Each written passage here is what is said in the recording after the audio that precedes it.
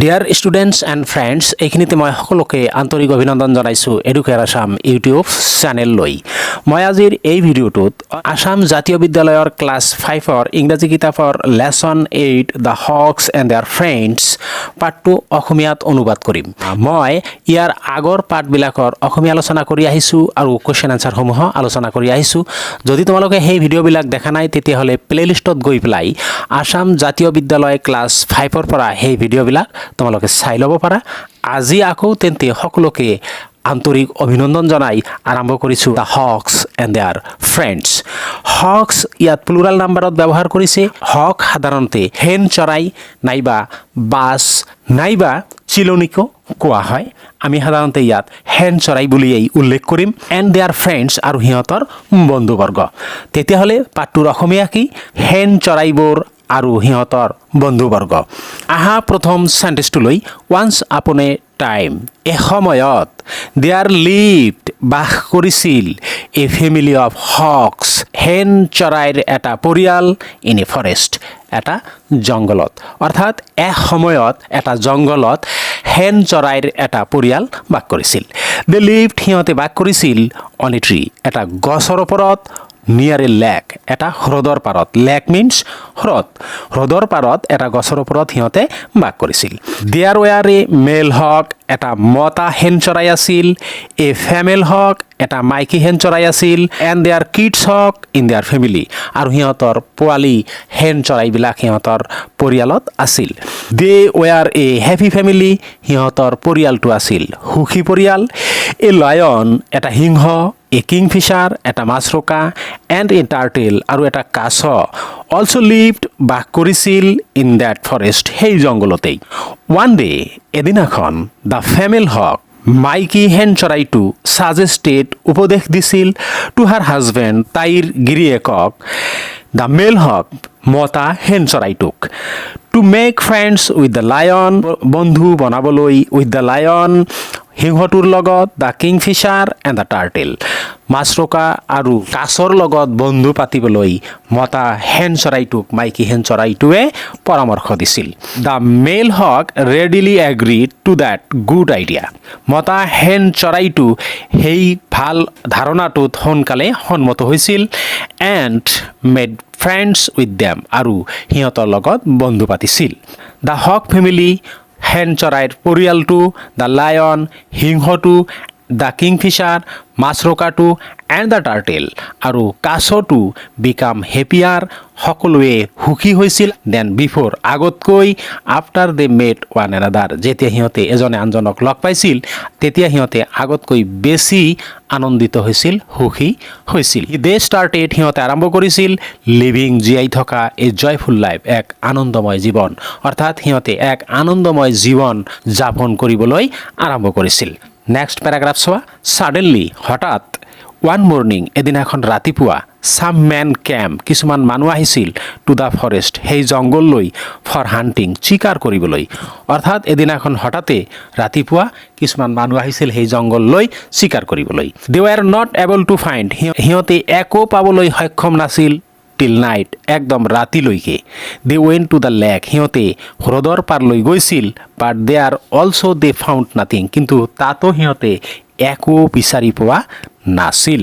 দে became tired, সিহঁতে ক্লান্ত হৈ পৰিছিল, and so' De lay down under the tree, আৰু যাৰ কাৰণে সিহঁতে গছৰ তলত বহি পৰিছিল, শুই পৰিছিল। Where the hawk family lived, য'ত হেন চৰাইৰ পৰিয়ালটো বাস কৰিছিল, যি গছত, সেই গছৰ তলতে সিহঁতে শুই পৰিছিল। But they could not sleep, কিন্তু সিহঁতে শুব পৰা নাছিল, টোপনি যাব পৰা নাছিল। বিকজ, কাৰণ, দ্য ফ্লাইজ, মাখিবোৰ, এণ্ড দ্য মস্কুইটোছ, আৰু মহবোৰে, ডিষ্টাৰ্ব দেম, সিহঁতক বৰ দিগদাৰ কৰিছিল। ডিষ্টাৰ্ব মিনছ দিগদাৰ দিয়া। দে গট আপ, সিহঁতে উঠিছিল, and build a fire on the shore of the lake, আৰু সেই হ্ৰদৰ পাৰত জুই জ্বলাইছিল। কিয় জুই জ্বলাইছিল? To drive away the flies, মাখিবিলাক আঁতৰ কৰিবলৈ, এণ্ড দ্য মস্কুইটোছ, আৰু মহবিলাক, মহ আৰু মাখিবিলাক আঁতৰ কৰিবলৈ সিহঁতে হ্ৰদৰ পাৰত জুই জ্বলাইছিল।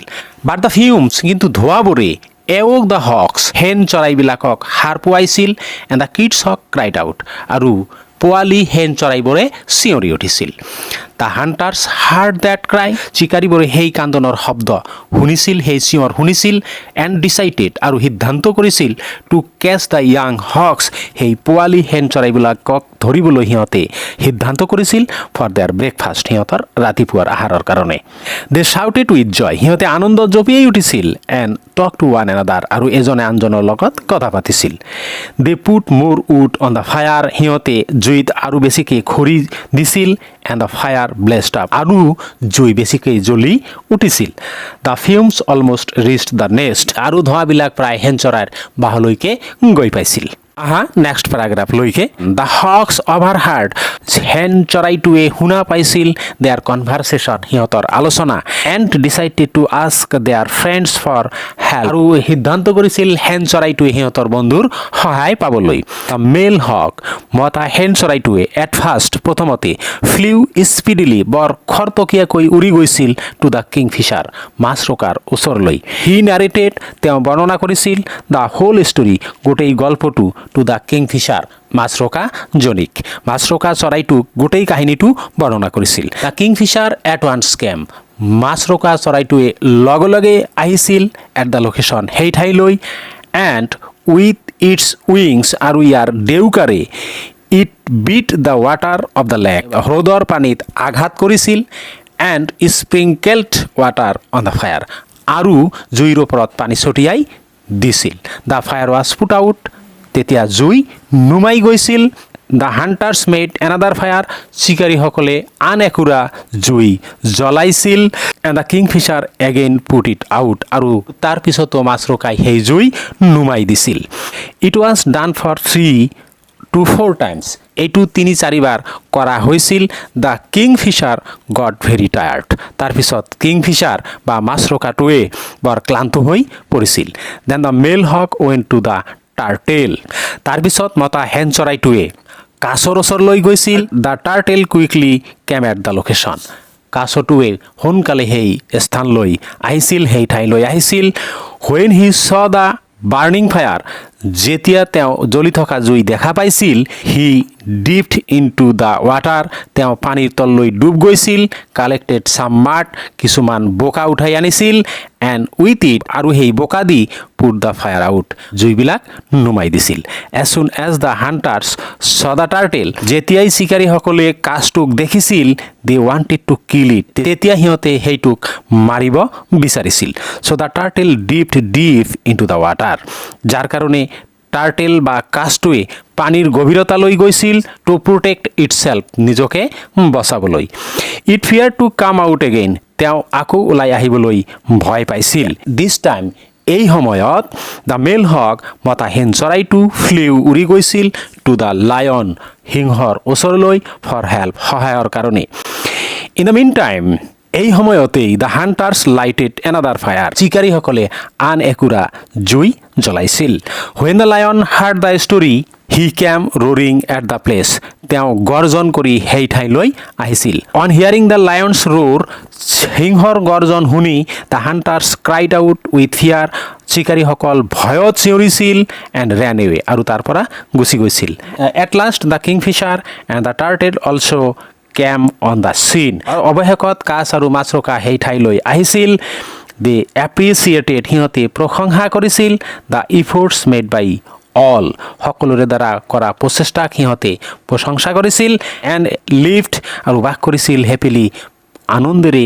দেয়াৰ আফটাৰ তাৰ পিছত এই পাঠটো পঢ়ি আমি কি বুজিলোঁ সেইখিনি তলৰ এটা চেণ্টেন্সত দিছে চেণ্টেন্সটো হ'ল a friend in need is a friend in deed বিপদৰ বন্ধুৱেই আচল বন্ধু যি বন্ধু বিপদৰ সময়ত কামত লাগে সেই বন্ধুৱেই আচল বন্ধু ডিয়াৰ ষ্টুডেণ্টছ এণ্ড ফ্ৰেণ্ডছ আজিৰ এই ভিডিঅ'ত পাঠটোৰ অসমীয়া অনুবাদ এইখিনিয়েই মই ইয়াৰ পিছৰ ভিডিঅ'ত পাঠটোৰ কুৱেশ্যন এনচাৰসমূহ আলোচনা কৰিম যদি তোমালোকৰ ভিডিঅ'টো ভাল লাগিছে ভিডিঅ'টোত এটা লাইক কৰি দিবা বন্ধু বান্ধৱীলৈ শ্বেয়াৰ কৰিবা যাতে সিহঁতে শিকিব পাৰে আৰু যদি তুমি এই চেনেলত নতুন আৰু চেনেলটো এতিয়ালৈকে ছাবস্ক্ৰাইব কৰা নাই তেতিয়াহ'লে চেনেলটো ছাবস্ক্ৰাইব কৰি নটিফিকেশ্যন বেল আইকনটো প্ৰেছ কৰি ৰাখিবা যাতে নেক্সট ভিডিঅ' এটা এৰি দিয়াৰ লগে লগে তোমাৰ ওচৰলৈ নটিফিকেশ্যন গৈ পায় ভিডিঅ'টো তুমি লগে লগে পাই যোৱা ধন্যবাদ জয় আই অসম।